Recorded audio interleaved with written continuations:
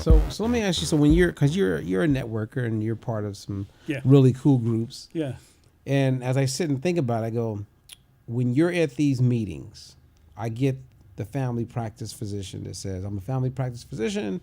He does the elevator speech. Right. Then you got the guy, I'm a personal trainer, and Right. has the elevator speech. What's your elevator speech? My elevator speech is, hi, I'm Pat, and I own Pothier Hypnotherapy, and I'm here to help people be the very best that they can be.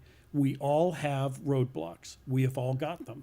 We carry that baggage along with us. It could be anything from trauma. Maybe we want to quit smoking. Maybe we want to lose a little weight. Maybe we want to pass that exam. Maybe we want to go back to college. Whatever it is, that's a roadblock, and that's where I can help. Come see me, and I'll help you get past that roadblock and become the person that you want to be. The mind can conceive it and believe it, can also achieve it. Okay.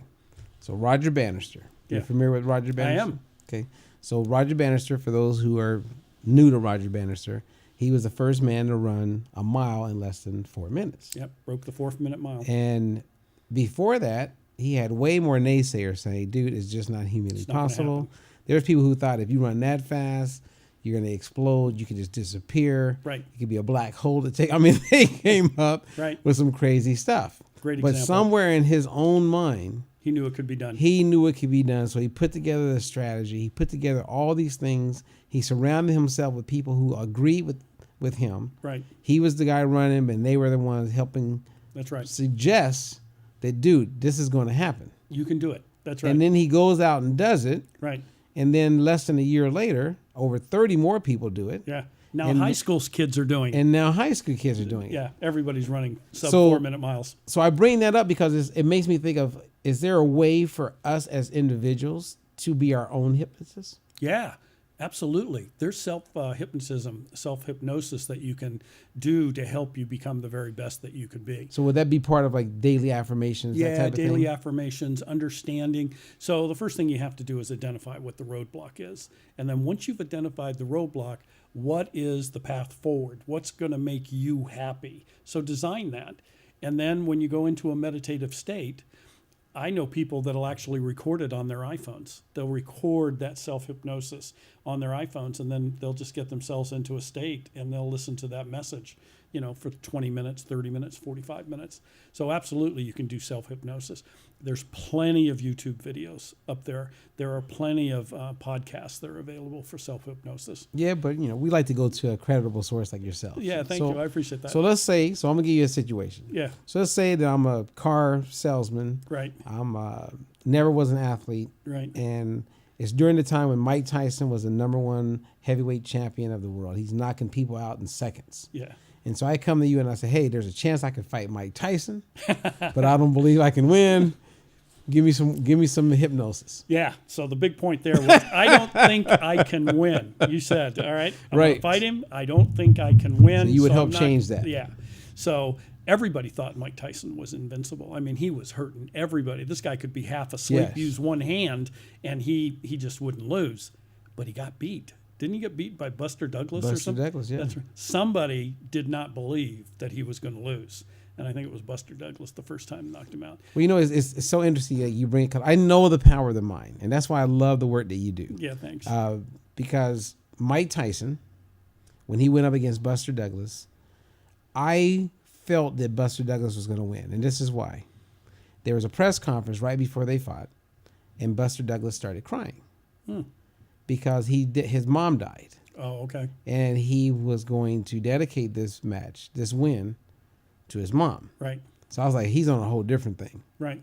When Oscar De La Hoya went to the Olympics, his mom died of cancer. Oh, okay. And he dedicated his performance in the Olympics, I'm going to win the gold medal for my mom. Right. And he won the gold medal for his mom. And then there was a gentleman from Indianapolis, Indiana. And for whatever reason, his name is slipping me right now. But he fought one of the Klitschko's. Okay. When they couldn't be beat. These guys were like the Russian. They were like they did a real Rocky type movie. Yeah. And I remember watching, and this guy's mentor had died, and he was crying at the press conference and said, I'm going to win this for my mentor. Right. Who was like his dad. Right. And he was the first man to dethrone a Klitschko, knocked him out. So it's like there's this, so I see the power of the mind, like they knew in their mind. Right. And then there was like this emotion attached to it. Right. Do you work with that part also? Absolutely. Oh, that's so powerful. Yeah, because like I was sharing with you earlier, food is related to emotion. Right. So a lot of people have birthday parties and weddings and celebrations and holidays. You eat those foods and you're celebrating, you're feeling good. So the emotion is high and you're loving it, right? You got to work on that. That's the part where you kind of say, okay, but even at smaller portions, the one question I always get is, can you help me not eat as much dessert? And so during a session, I will actually tell people, is it the first bite that tastes so good or the second, or is it the whole piece? And they'll say, oh, no, I could probably get away with just a bite or two. I said, then all right, let's do that. Let's just do a bite or two. Does it make you feel good? Does it make you feel happy? Yeah, it does. Can we stop there? Yeah, we can. All right, perfect. That's where we want to stop. Okay, so all right, so you saying that reminds me of, because like I'd never, like I'm not a dessert guy. Right. And it's not that I don't like this. I mean, I like this. I like food. Yeah. Like I like all food. Yeah. But when I reflect back on my childhood, we didn't eat desserts. Oh, there you go. Okay. It just was not part of the deal. Yeah. And the only time there was a dessert like a pie or a cake was when it was Thanksgiving, Easter. Right. Special occasions. Like special. Right. Whereas I have friends, they grew up every night there's a dessert. Right. So they think desserts, in my It's mind, normal. I'm not even thinking desserts. Right. So it kind of goes back to what you were saying earlier as far as like we develop certain beliefs and habits Right. that were influenced by our parents, role models. our That's role right. models. That's right. And then it becomes us because whenever, like last night I was with some people eating, the night before I was with some people eating, and the guy comes or the woman comes and they go, desserts for everybody. I'm like, man, why is no, I'm good. Right? So Right. But the other half of the table was like, no, you're good, but we eat desserts here. That's right. Yeah, I grew up in a family where they had dessert every night. My dad was career military, and he was used to going through the mess hall and having breakfast, lunch, and dinner, and there was always dessert available. Always dessert, that's and right. then when he married my mom, it was kind of a given. Breakfast, lunch, and dinner, and there's always a dessert. So there was dessert in my household all the way up until I was 18. So how do you help someone who has 20, 30, 40, 50 years habit Right. of dessert? How do you help that person?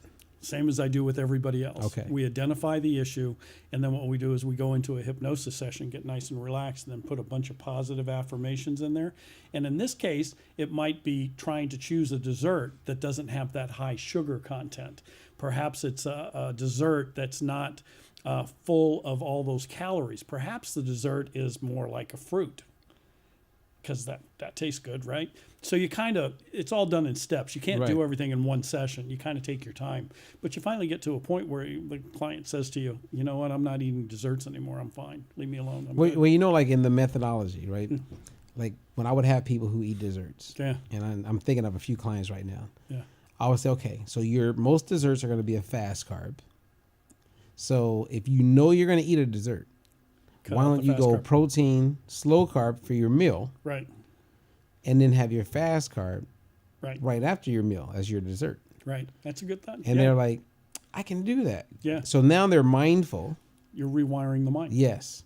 And they have like a structure way of eating Right. that's different than what they grew up. And it's supporting them not gaining weight as well as helping them continue to drop or release the body fat. That's exactly right. So we're actually on the same page. We're doing the exact same thing. Okay, so That's what I would be doing too. all right, so so now let's get nitty gritty. Okay, I got some nitty gritty. So in the world of the single man, Yeah. and I'm just, have you ever had a guy come to you, single guy, and he goes, hey, I don't got swag. I need swag so I can really maximize my singleness, right? Yeah. Yeah. I mean, that would be a want, right? Yeah. I've had it the other way too. Oh, is that right? Yeah. Single women, same thing.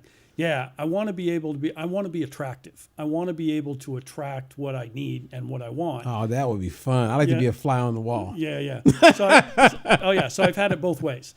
But we start off with sessions around self-esteem and self-confidence. Okay. And then we work down into some of the details. But we start with self-esteem and self-confidence. Because if somebody's like that, chances are they don't feel good about themselves. Right. Or they have a fear and a phobia. They get into a social party, or maybe at the bar, or some social setting, maybe a networking event, and they just don't feel comfortable around other people. Okay, let's address that and let's make that happen for you. Let's kind of work on that and massage it a little bit so that you do feel better. And then what you'll do, and in fact, I've got a client I'm working with right now that it's only been 4 sessions, but when I look at her, I can tell that she's a bright light. And I look at her and I said, "You feel good today, don't you?" She goes, "Yeah, I do." I said, "Why is that?" She goes, "I'm not real sure." I said, your face is relaxed. It looks like you have you can see it. You can see the change. You can see the transformation. So absolutely, the single guy that wants swag, start with self-esteem and self-confidence. Same thing with the woman, self-esteem, self-confidence. I've also had it with married couples. We've been married for 20 years, the heat's not there anymore. Can you help us out a little bit? Absolutely. One or two, or not both, don't feel good about themselves. So once you can fix that, then everything comes back together. See, I get that. And that's why, there's a quote that I always have in mind. JFK once said, "The time to fix the roof is when the sun is shining." That's right. And so I think about that a lot, because don't wait until you have problems before you go get a hypnotherapist, or before you go and get a counselor. Right. Go when everything's great. Right. And take it to the next level. Right. Which makes sense. And to your credit, with the focus on mindset, there's a institute in Florida called Hippocrates. In Florida, they have this place called the Hippocrates Institute. Okay. And to your credit and the focus on mindset, people go there, usually they have some type of cancer. Okay. And you can't be accepted or admitted unless you meet some of their guidelines. And their number one guideline is that you must believe you're going to beat cancer. Okay. So if you don't believe you're going to win, right, no matter what, you can have all the money in the world, they don't accept you. Right. So the power of believing is critical. And I love it because early on you said, look, if you don't believe, if this is not a ride or die, if you're not all in, I don't want to just take your money. Right. And so the integrity of what you do there is so welcoming. It's almost like stealing. Yeah. I'm going to give you a session, but I know it's not going to work, but you're not stealing. But I could also see where a hypnotherapist would be the type of person, like a woman in a relationship, not beating up on women, but oftentimes a woman will say, you know what, I really don't like the way he does that, or the way he hangs his towel in the bathroom. Right. But I'll change that. Right. He'll change after we're married. That's right. Yeah. But you're like, you know what, I'm not going to take you on with the thought that I am going to change you. Because I need you on board day one. Yeah. You're going to change you. I'm just going to help you. You're just the vehicle of facilitator Yeah. of the opportunity to be their very best. Yeah. I look at it as you and I are a team, and I'm going to help you get where you're going to go. And I'm all in. I'm 100% in. I am going to help you the best I can. If you're not 100% in, teamwork's not happening. Now, do you think that you would get more clients if you didn't? We know what's driving your expertise and how you deliver information. Right. But my thought is, what if you were a life coach, and maybe that's not the right term, because then you're like every other life coach, but a life coach who has these credentials, you know what I mean? Like for self-suggestion, right, for guiding them with diet-free life methodology. It's like you have all these credentials because people are coming to you. I think it's certainly more people would come to you as a life coach than hypnotherapy. Yeah, that's probably true. But right now, my practice is really focused on helping people be the best they can be. And right now, the way I feel good is through the hypnotherapy, actually getting. But as far as the branding part of it, you know what I mean? Like, yeah. Like let's say I'm in a church, right? Because I just came back from, I was in Memphis, right, doing some work there. Yeah. And it was fascinating because just having conversation. I'm with the University of Memphis. I'm talking to like the dean of their whatever that was, like for public health. Right. Then I'm with the health department, and then I'm with these churches that are all about health. And everybody I went to, after you talk a while, I was very interested, so I would bring up CBD oil. Right. And what I quickly learned in Memphis is that I cannot see CBD oil ever being sold in Memphis. Is that right? Because from a religious standpoint, Right.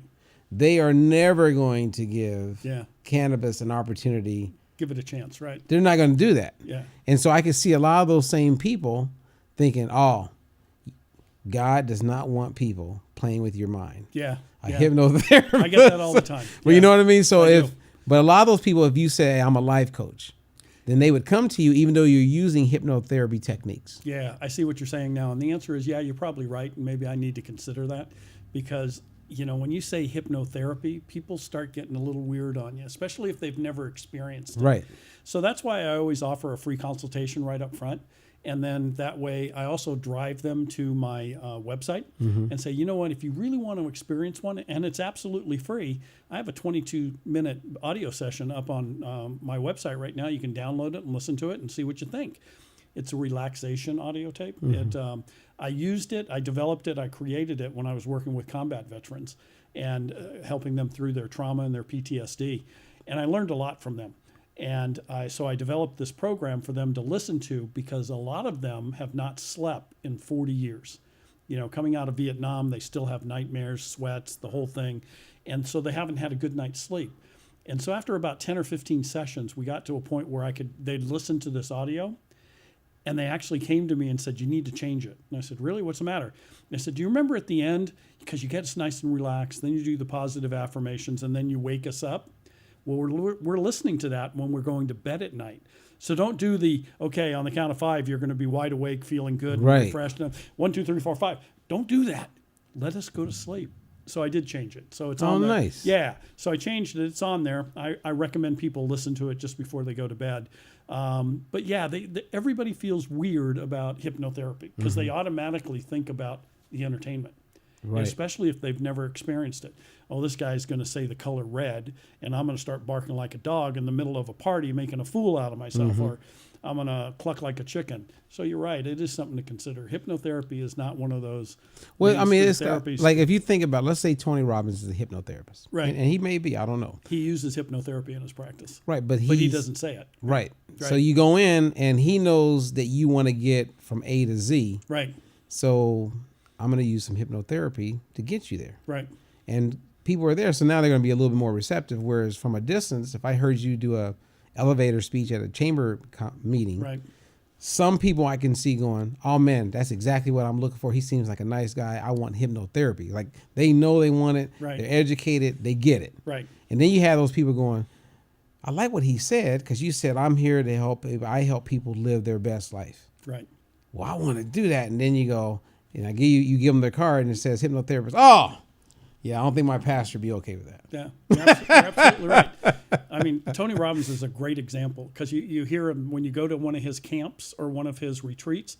There's and Oprah, they have a tape of her up on YouTube doing the fire walk, actually walking across the coals, the hot white coals in her bare feet, and getting to the other side and not being burned.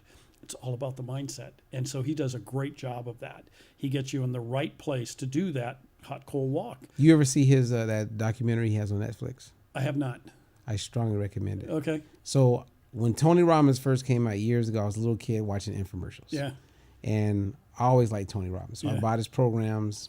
Yeah. Tony Robbins makes sense to me. Yeah. And actually his first job was with Dick Gregory I'll be darned. doing sales.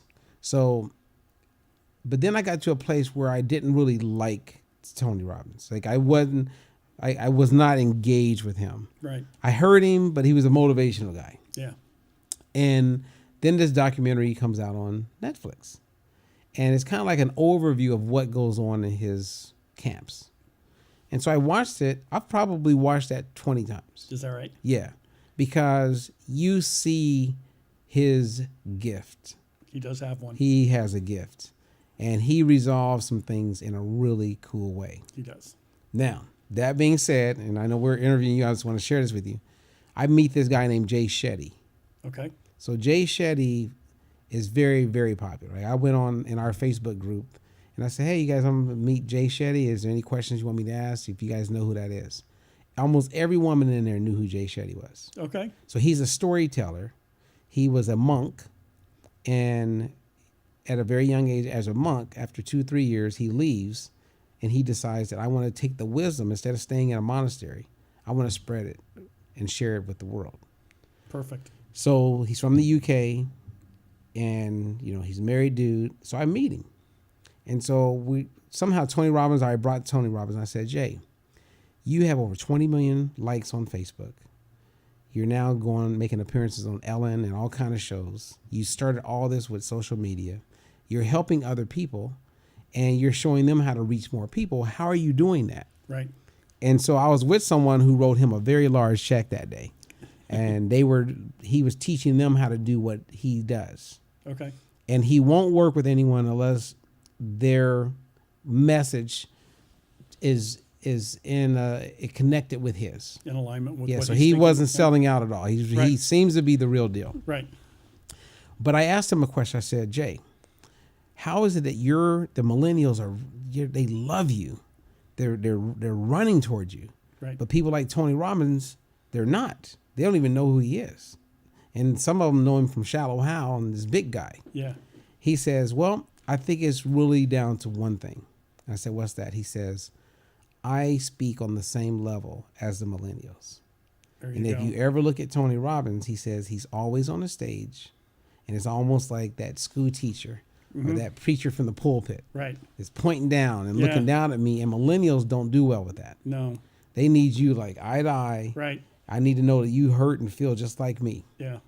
And and you have that about you, and it's really interesting because I guess I'm bringing all that up because in order for hypnotherapy to reach the millennials, how are you meeting them where they are so that they feel comfortable stepping into that place of letting you kind of plant the seed of suggestions? Yeah.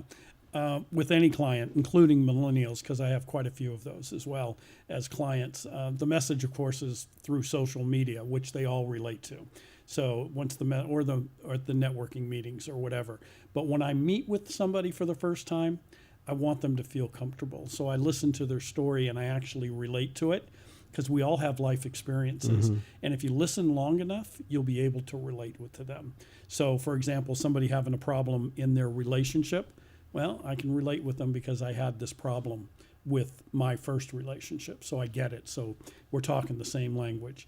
Somebody says, oh, I'm having this hard time getting over a death of a loved one. I get it. I had a son that died 6 years ago, age 20. So you have to get back down to their level and be relatable. You have to be able to listen to them because if you blow them off, they're going to know it right away. Right. If they share something with you that's so personal and so heartfelt and you blow it off and you go by it, they're going to know that right away and they're not going to do any work with you. You'll never get to them. All right. So for some reason, I want to ask you this question because it just came to mind as you were saying that. All right. And that is, have you ever worked with a client where everything's going great, you got them relaxed, Yeah. music, everything is in place, Yeah. and they say something that is so hilarious to you Yeah. that Yeah. that the human that you are, Yeah. where you almost had to stop, like you just like start laughing. Yeah. I've actually had that. I can't remember the exact circumstance, but I remember the client and I remember them saying something while they were in trance.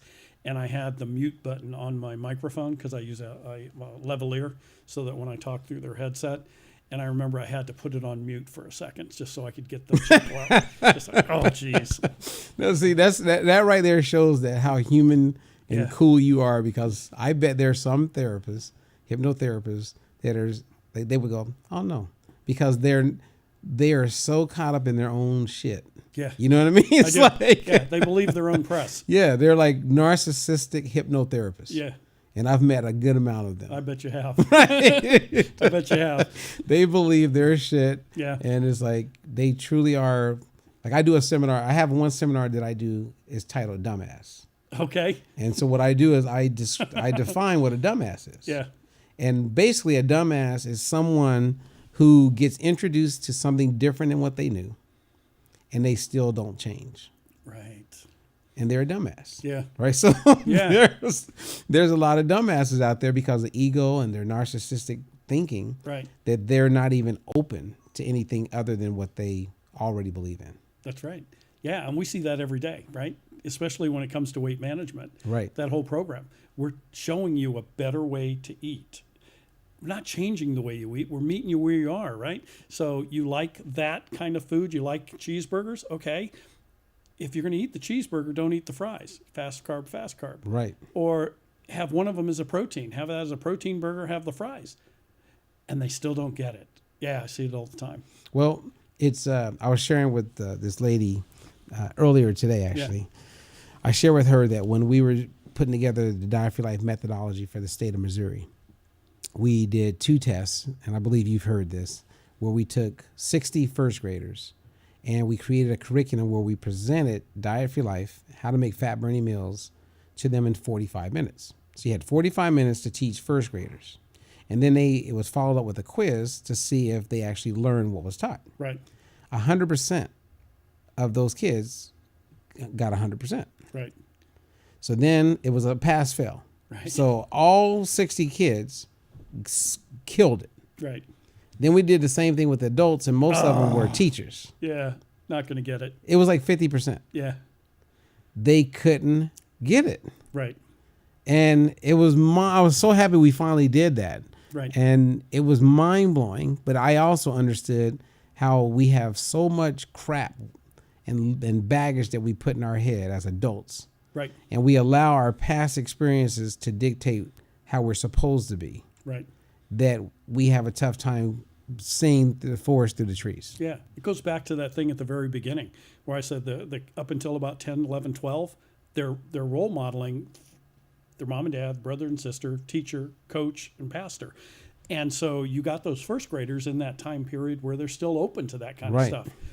You got the adults who are past 24, 25.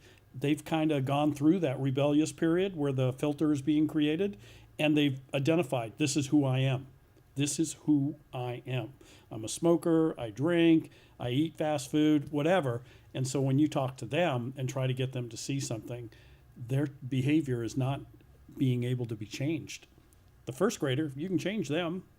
But these guys, they've already built, their mindset's already, that's where the therapy, where you have to get them nice and relaxed, rewire the thinking process, associate emotion and happiness with food, and then wake them up. It takes a period of time, but that's how you have to do it. I mean, it's like... It's crazy, isn't it? It's crazy. And I mean, we're talking, there's a lot of work in getting people to like think differently. Yeah. Yeah, we don't do that in my family. We don't eat that way. This is how we always eat. Yeah, we always have biscuits and gravy first thing in the morning. We always have dessert after dinner. That's the way we do things. Okay, well, we're going to change that. No, we're not. Who was I? I was with someone and we were driving, and I'm talking to my buddy. Yeah. So he's a guy, and we're talking. He goes, "Man, I got to lose some weight." Now he knows what I do. Right. And this guy, his son and wife, both lost weight with the program. Right.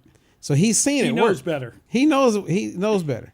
So then I go, so what do you got planned? Thinking about using me? And we're no, he's not even like, he goes, well, he made a comment. He goes, yeah, and he always like talks about how he saw the program works. Right. So then he goes, yeah, I gotta just get on the program. He said, I may do something, maybe like, we wait your program. But I said, so what are your days like? He says, well, basically, he goes, Ferg, basically, I wake up in the morning and I don't eat. And sometimes I eat lunch, sometimes I don't.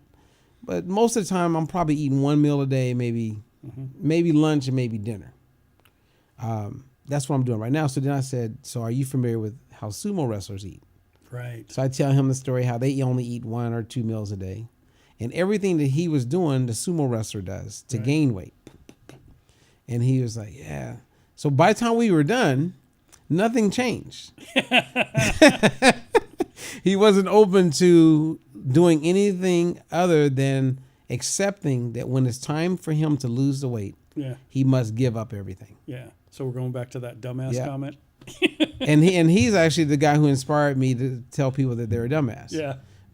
And he's accurate when he calls, and he's a scientist, he's a smart guy. Yeah. But at the end of the day, he still can't see that you don't got to give up what you're doing.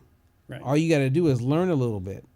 But because of how his life is, he's just going to keep doing what he's doing. That's so he's like those he would have scored he would have been in the 50 percentile, That's right. even though he's witnessed it. And he knows better. He knows better, Right. you Yeah. know. But it's, you know, in psychology we call it confirmation bias. Yeah. You know, so people have a predetermined truth, and in marketing we talk about confirmation bias because you do advertising and marketing based on what people want, not what you believe they need. Right. And a lot of marketers don't get that. And so it has nothing to do with me. It has everything to what I know they will buy into. And I'll give you two quick examples. I'm working with this company called Stay Healthy. Mm-hmm. And so the other day we were looking at how it will track calories, like in this new app that's coming out. Right. And at one point, you know, a lot of smart people, published people, physicians, oncologists, I mean, everybody in there is smart, doing studies, UCLA, USC. And I said, can I ask you guys a question? And everybody's like, yeah. I said, why are, knowing what we know about calories in, calories out, knowing that it's outdated, it 100% means nothing.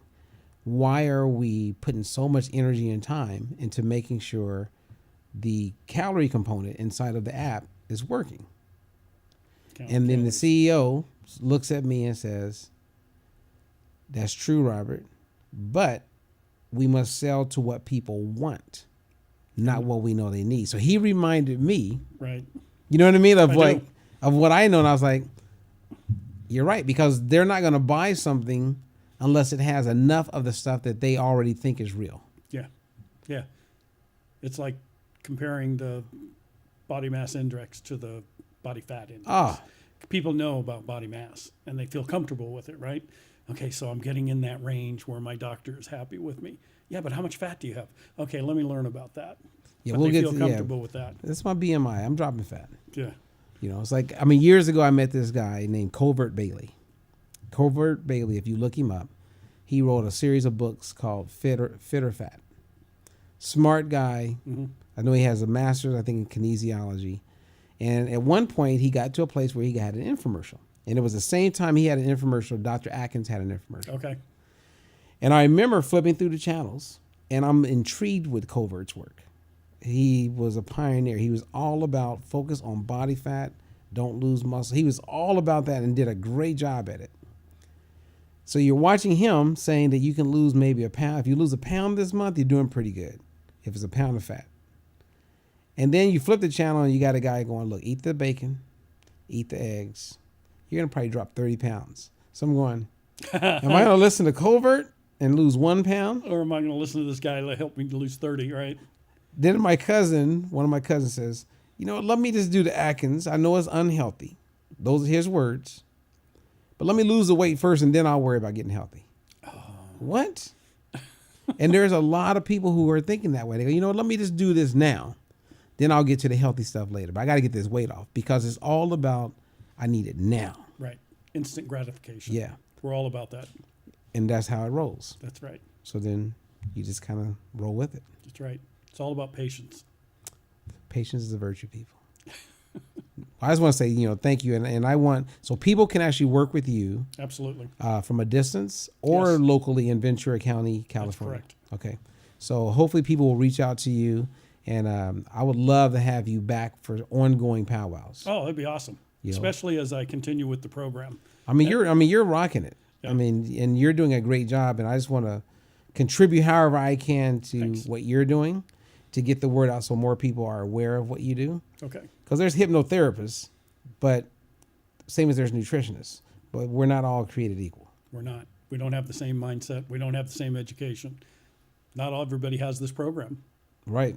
And, you know, my mom, when she was going through breast cancer, the first or second, probably both times, I remember part of the deal was she had to go meet with a nutritionist or a dietitian. So she goes meets with one. And because I was a vegan for part of my life and a vegetarian, I eat all kind of foods.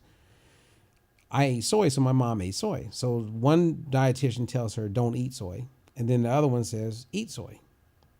Because what happens in my space, and I'm sure with you, people bring in their own personal opinions. Right. And they push that on people. Right. Instead of, as we say, meet people where they are. Right. And show them how to get the outcomes they want based on what walk they want to take. That's right. Yeah. They're not living your life. So just shut up and listen, and then provide the advice that helps them get there. That would be nice. Yeah. But unfortunately, that's not always the case. Yeah. Well, I try. Okay, well, mission accomplished.